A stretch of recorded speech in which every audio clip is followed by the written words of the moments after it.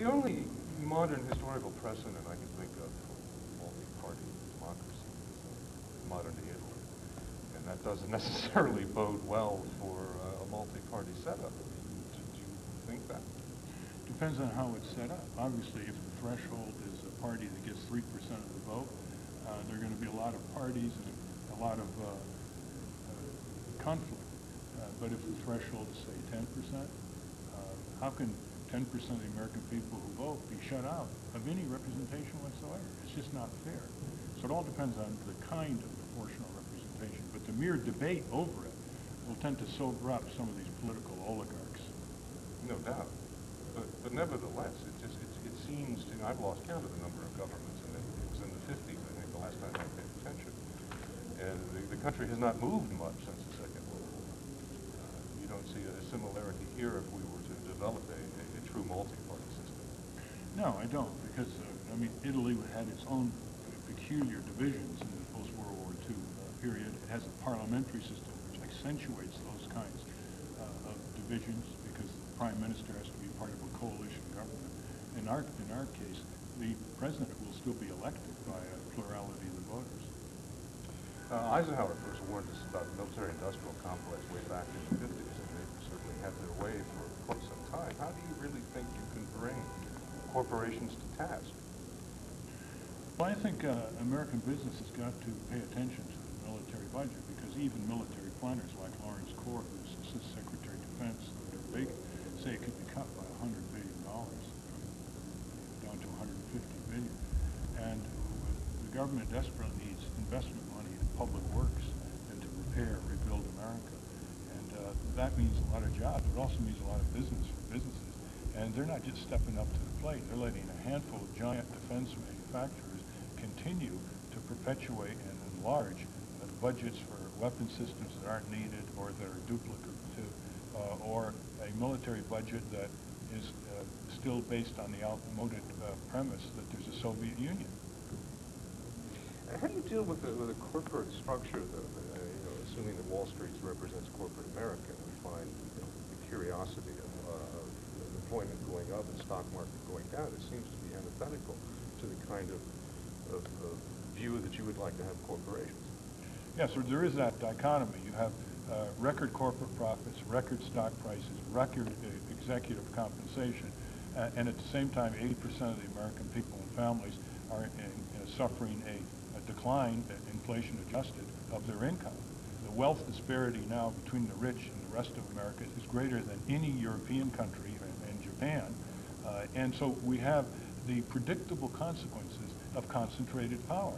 And what we need is the predictable consequences of resurgent democratic power to democratize these huge capital pools, put them into productive investment, and have a government that represents the people for a change. That can only come from a resurgent civic initiative, with more and more people saying they can't let someone else do it. They've got to build democracy themselves. And historically, that has happened in our country. One last thing, my crew just returned. They spent last week in San Diego, and we've been looking around all day for the gentleman talking into the thumb. Where's your Secret Service protection? This is a grassroots effort.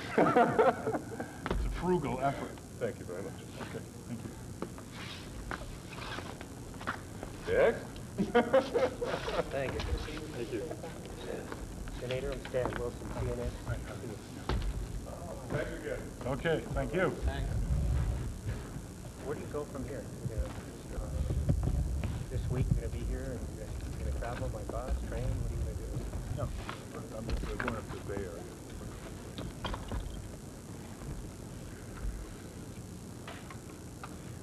When do you expect to pick someone? Are you personally going to pick someone, or is the Green Party going to pick someone for you? Well, there'll be consultation, but usually, the presidential candidate makes the final decision.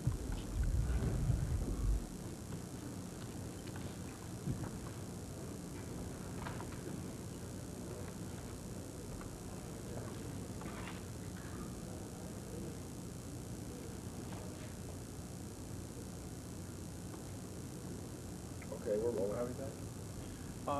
What was your response to last week's convention, the centerpiece of the Dole and Kemp campaign, meaning a 15% flat tax cut? across the board?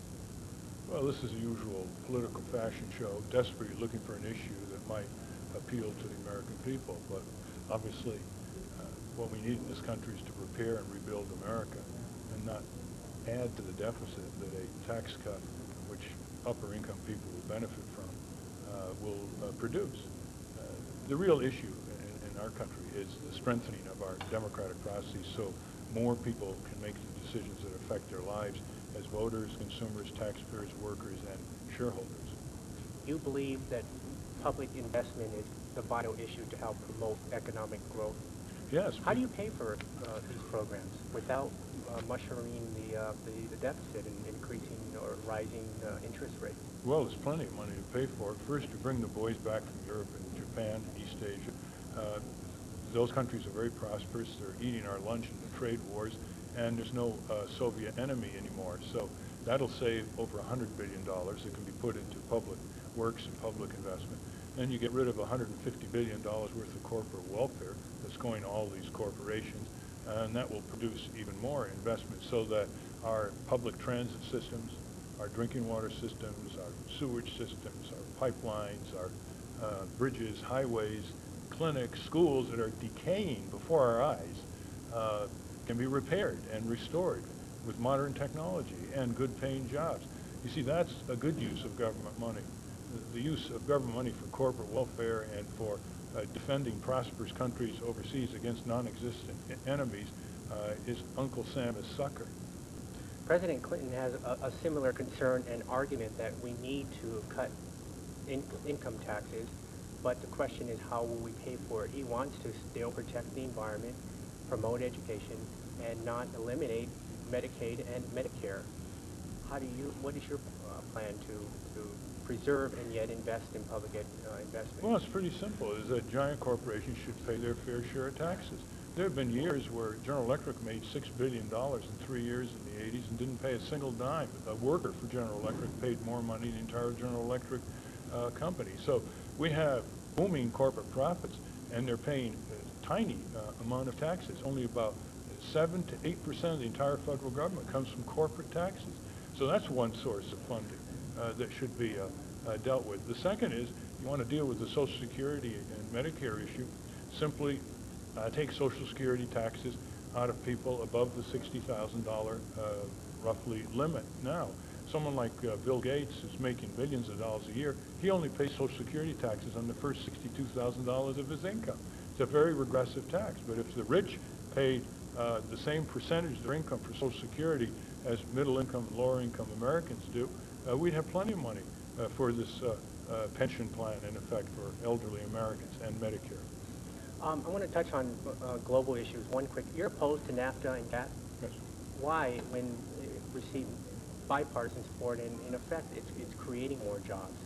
Well, NAFTA has cost us over 350,000 jobs, as estimated by the very economist in Washington who was for NAFTA. And the reason is quite clear. Before NAFTA, we had a big trade surplus with Mexico. This year, the trade deficit with Mexico will be over $10 billion. And when you have a trade deficit, you're exporting jobs.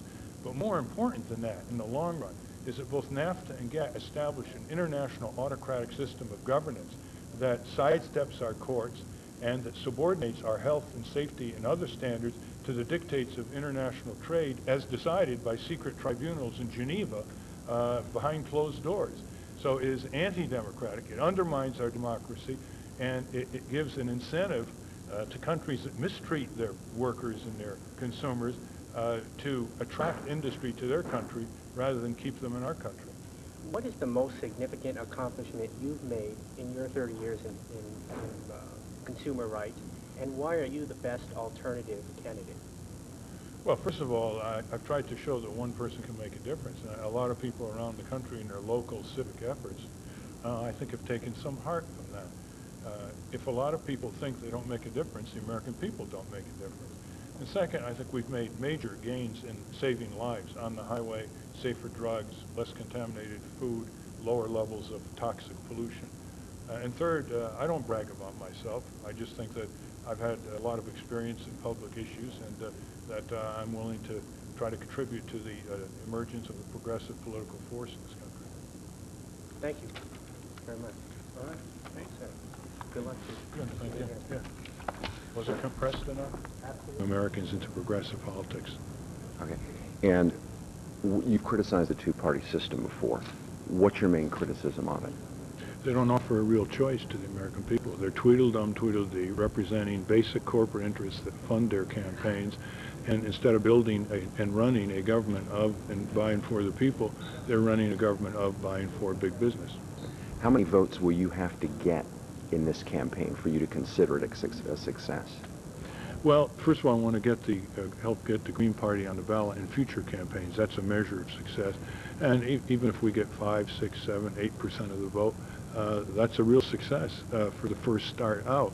But it isn't really all up to us. For example, if I get on the debates, if I'm allowed to get on the debates, I think more people will realize what this candidacy is all about. Go ahead. Okay. And what kind of campaign do you plan on running? How will it differ from the other parties? Well, it's a no-money campaign. I'm not raising or accepting any money. I'm going to work through the free media, newspapers, magazines, radio, television, and write some articles, perhaps do some video and audio tapes, and encourage people out there to be self-reliant in building this new Green Party. Okay. How many states do you expect to be on the ballot?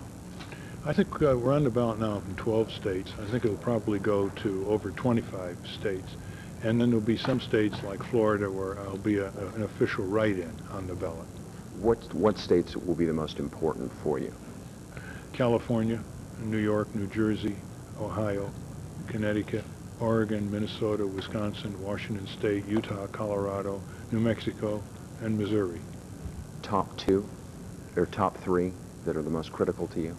California, Ohio, and New York. Okay. And what do you think your campaign will do for the electoral process?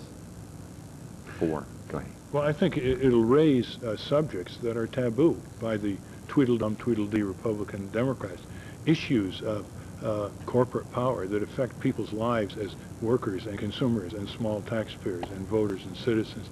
And it'll give people a sense they have somewhere to go if they're turned off. Half the people don't even vote in this country. And so we want to give them an option. What is wrong with our democracy? Well, what's wrong is that it's being dismantled by the power of big money. And it's being corroded by excessive depression on the part of people who don't participate. Right. And in your eyes, what are you going to have to do? What do you think is going to ignite the electorate to take notice of your campaign? What do you have to do? Well, I have to obviously reach as many people as I can. And of course, if the polls show that the margins between Dole and Clinton are narrowing, they're going to either have to criticize the Green Party effort or enhance it. The big unknown here is whether somebody will generate an independent expenditure, which we would never authorize or have anything to do with, to expand the visibility of this effort. And of course, as the margins narrow between the two parties, that becomes a possibility. Are you in this to win the presidency?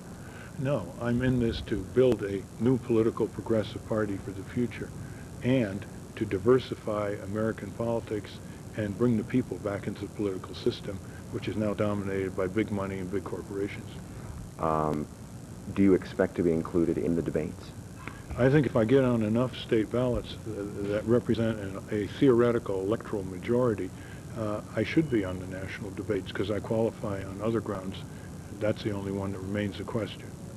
Why the Green Party? Why did you attach? You had not been a member, I believe, of the Green Party. Right. Why the Green Party? Green Party has a marvelous platform that deals with very concrete changes and values, dealing with how to make a sustainable economy, a full employment economy, how to preserve the environment, how to get solar energy and energy efficiency in place of fossils and nuclear, and above all, how to give people the tools to shape the future of their country from the grassroots on up, rather than the way it is now, from top down.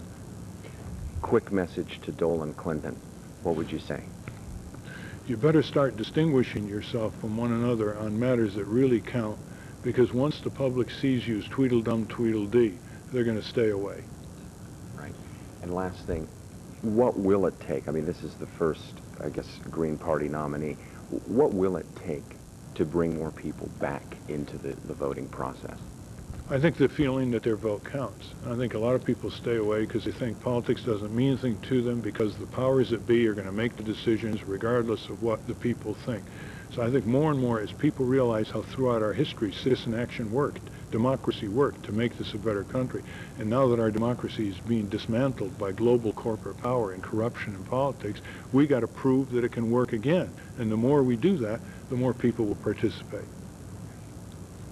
Anything else? Yeah. Can we just get a quick two-shot? Is that okay?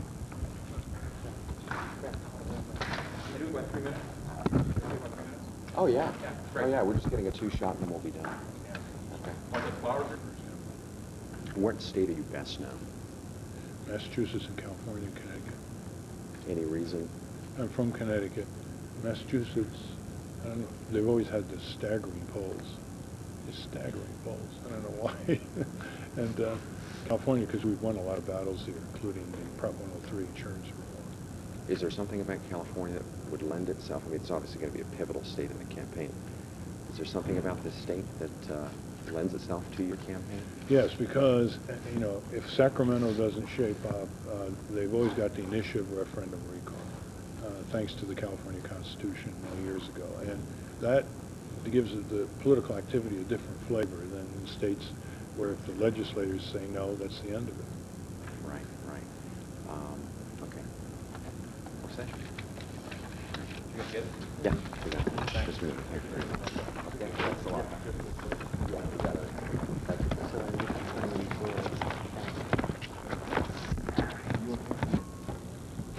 No, I'm actually on channel. Not too much of that.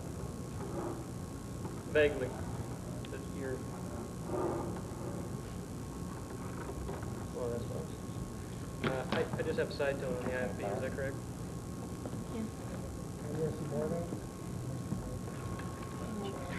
You'll be looking right about here, is that right? Yeah. Yeah, right about there. As if someone were in this chair. One of us to sit there. Sure, that'd be great. Bye, guys.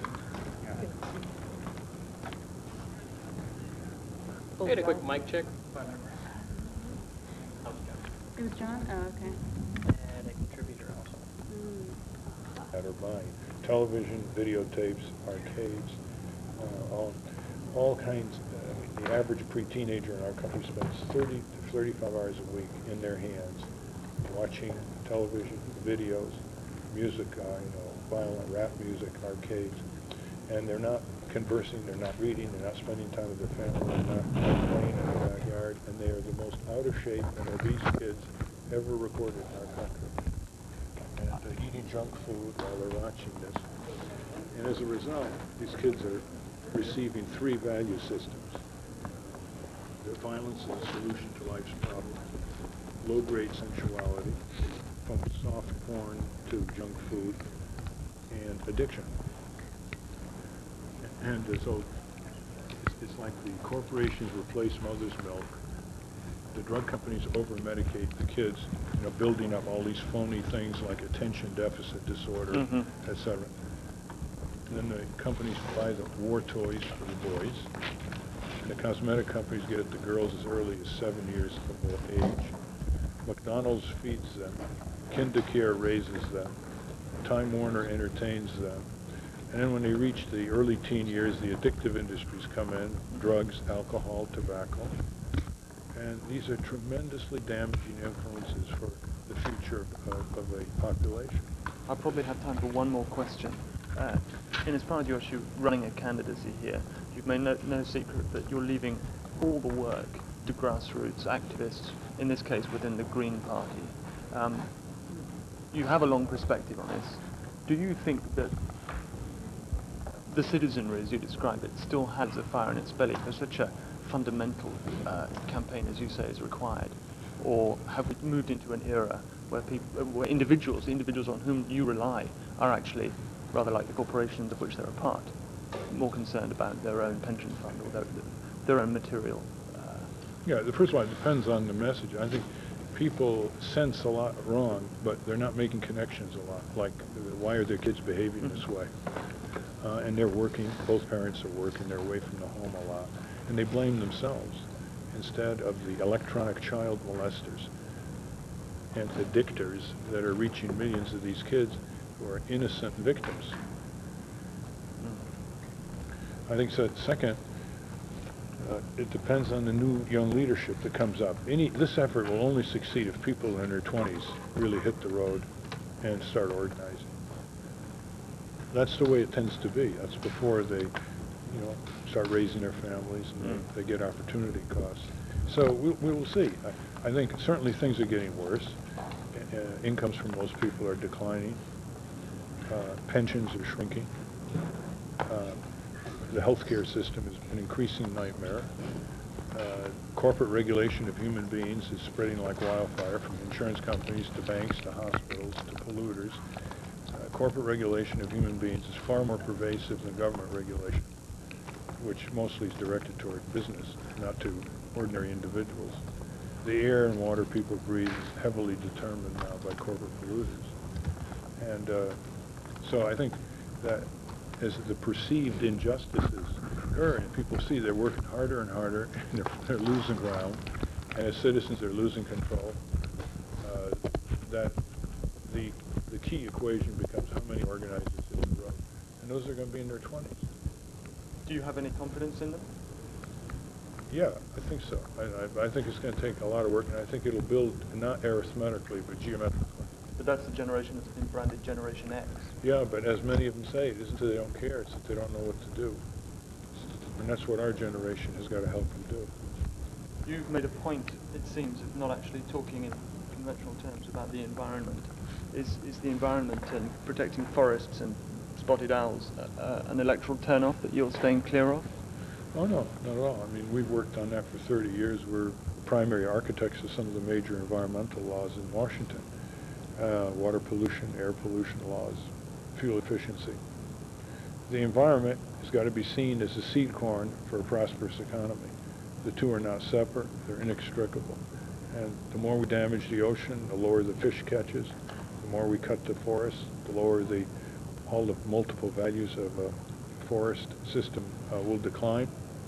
And the more we damage the ozone level and others, the more we affect the future of the Earth. So the key is to show that not only is environment an inextricable prerequisite for a prosperous economy and sustainable economy, one that doesn't eat its own seed corn, but it also is a chief lever to curtail the toxic silent violence that comes from chemical exposures and produces emphysema, cancer, genetic damage, etc. So if it's seen as a management system to reduce or prevent that kind of pervasive violence to human beings, to their genetic pool, and to the biosphere, it will remain, as it is, very high in the polls of top list of concerns of the public. I have to interrupt now. We'll bring you back actually later with some other print people. We have to do a broadcast time. Fine. This is Nickelodeon. Okay. I forgot that. So you're okay. Sure. Thank you, Ralph. Yeah, thanks a lot. We need more democracy, not less. And the Green Party wants to clean up the electoral process so money doesn't nullify your vote by corrupting politicians. They want to put at a very high level of visibility the things that matter to people. A good economy, secure jobs, good pay, clean environment, marketplace justice when you go and buy things in the stores. And they want to do this by giving people simple ways to band together, so that if they want to do something about the electric, telephone, gas company, or nuclear power, or the banks or the insurance companies, there'll be little inserts in the bank statements and the insurance company bills where they can fill out the coupon and join together and be a strong consumer and citizen group. Societies rot from the head down. They're like a fish, and they get rebuilt from the bottom up. And there's no more important human resource than young people who, first of all, don't have an axe to grind. They're more likely to speak the truth. They're more idealistic. They're more likely to knock on doors and canvass and do all the work that's necessary for a prosperous society. And that's where they come in. Do you think that, is there some reason that you point to at this point in time that the Green Party is sort of, or third party, shall we say, are gaining popularity, that there's... Yeah, I think because a lot of Americans are losing ground. They don't have enough money for a good standard of living. They don't have any control over anything that affects them, whether it's the big business or government or the streets or the schools or anything, and they feel they're losing control, and that means that our democracy is dangerously deteriorating and shrinking, and that spells a lot of serious problems in the future. And instead of just giving up, quitting like people would never do on an athletic team when they were behind, we got to roll up our sleeves and really go to work. And I've worked with enough young people to know that their level of energy and commitment and idealism, if just given a chance, whether in practical civics courses in schools where they learn about citizen skills by working in the community on an environmental or government or a health issue, or whether by joining existing environmental and consumer groups, getting their newsletters and participating, they're going to be real agents for change. How important is the third party to the political process, do you think? It's very important. I think our two parties are so much alike, Tweedledum, Tweedledee, same corporate money going into their coffers, that they don't allow a choice. And they're just like one party, corporate party with two heads, Republican, Democrat, wearing different makeup, using different words, but basically the same type of old-style business as usual. So there needs to be a third party, maybe a fourth party, maybe a fifth party to break that grip and present a future, especially for young people who don't vote. I mean, only about 20% of people over 18 to 25 years even bothered to vote. Well, what impact do you hope to have, say, on public policy if, in fact, the presidential office? It's a goal, but if it doesn't happen, what is the hope that will come out of this? Well, the hope is, for example, there'll be a party on the ballot in all the states that stands for solar energy, which is a great solution to the toxic clouds and the nuclear radioactivity that now is part of our energy supply. It will be able to protect the environment in many other ways as well. In short, it's a place to go, a place where young people can create their own green political party and not just be hangers-on to some corrupt system that more and more Americans are now turned off. Over 50% of the people don't even bother to vote. So then the hope is to try to at least build awareness for this kind of issue and momentum and create more of a movement that 10, 20, 12 years down the road we might see. Yes, I think politics starts with acorns, and they become yearlings, and then they become oak trees, and you got to have stamina. And young people have got a lot of years to build this kind of movement. The important thing, I think, is for young people not to get discouraged and disillusioned too early, because many, many centuries ago, people their age fought tremendous battles against huge odds to abolish slavery, to give women the right to vote, to let workers organize into trade unions, civil rights movement. And the odds now are not as big, although the stakes are bigger in some ways. The odds are not as big as they were centuries and generations ago. Tell me about your background and how you qualify for this role as nominee for the Green Party. Well, I grew up where we talked about citizen politics around the dinner table, and we were told that if you love your country, you got to make your country more lovable. That's what my mother told me once, and I've never forgotten it. And we're also told that it's better to think than believe, because thinking makes your beliefs more solid. So that when you go to school, you should ask yourself, are you learning how to think, or are you learning how to believe, just to memorize and regurgitate?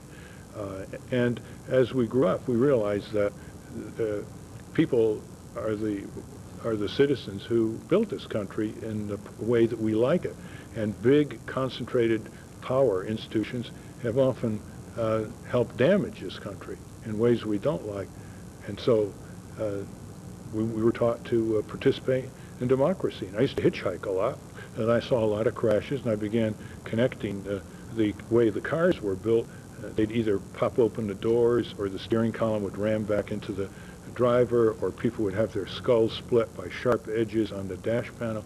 And I became very energetic in going after the auto companies, so that we now have a lot more safe cars in crashes, and a lot of people whose lives have been saved. So if we have an opportunity in our country to make that kind of contribution, how can we say no? We have to underindulge in the entertainment world our daily hours and over-engage a little bit in our civic duties. In terms of activism, advocacy work, that kind of stuff. Yeah, for example, there's a 13-year-old boy in Canada named Craig, and a year ago he saw that a youngster his age in India was killed because a youngster was fighting against brutalized child labor in these dungeon factories in India.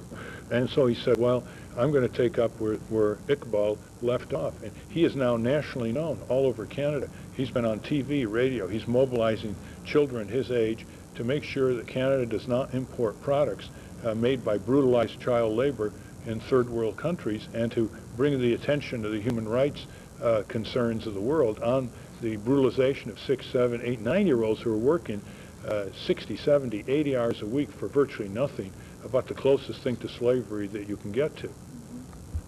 And finally, what do you think the chances are of success for the Green Party? What do you see in your own success? There are many ways to succeed. If the Green Party establishes itself in more and more states, it's already in California, Alaska, Colorado, New Mexico, Maine, and new ones are starting in Missouri, Wisconsin, Minnesota, Rhode Island, Connecticut, New Jersey, New York, Ohio. That's success number one. Success number two is people begin looking at their vote strategically. Why throw it away on Tweedledum, Tweedledee, Republican, Democrats? They won't even look back and give you the time of day. The only lesson they really understand is when you deny them the vote and give it to a fresh, progressive alternative. And there'll be that occurring as well. And third, I've already seen more and more young people say, you know, if it's something I can help create, a new democracy, a new environment, a new future for Americans, I want to be part of it. And their coming into this green effort is going to have effects many years into the future. The key thing is for young people to have a higher estimate of what they mean in life, what impact they're going to have on the globe and on their community and neighborhood, and not trivialize themselves and not be so prone to the addictions of modern life, but much more responsive to the common sense and skills that are necessary to live a happy life. The pursuit of happiness is the pursuit of justice, and one can say that the pursuit of justice is the pursuit of happiness. Okay. Great. Thank you. Thank you. Thank you. Thank you. You think it was over the head or what? Huh? I understood it. I have a vegetarian sandwich here. I'd like to take a break and eat. Done by the teacher in Salt Lake City with those kids who, yeah. It's really great. They had a news conference. They testified for the state legislature for state superfund.